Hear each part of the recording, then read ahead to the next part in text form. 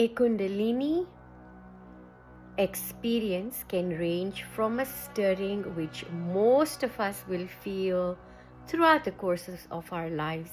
It could be through an experience that you're having an extremely high euphoria, or you're even having a near-death or traumatic experience.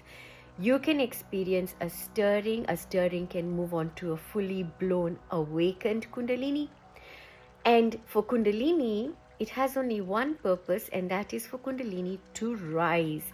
It must rise in order for it to unpick itself to the point where it almost absorbs all of its manifestations into a sense of nothingness to where it was before the manifestations, before the manifest reality. So what you're doing is you're going back into the void.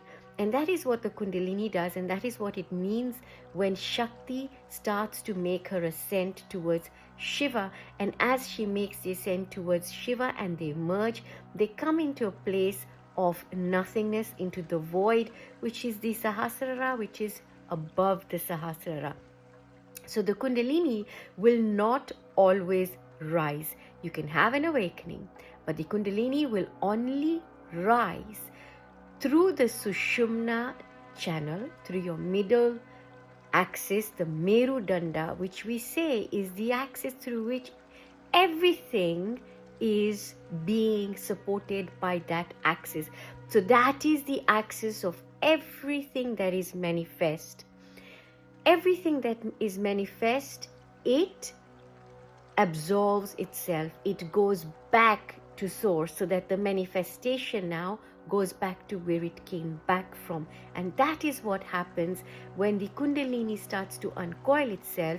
It is now walking back to source where it came from, which is where the initial will to want to know itself emanated. You get to that will. When you get to that will and you get to a place where there is no will left, where there is no kriya, where there is no action left, right? And there's no jnana, there's no wisdom left. You go into a plane of not knowing. You go into a plane of everything before anything was known, which is the shunya, which is the void, which is beyond the turiya state, the state of turiyatita.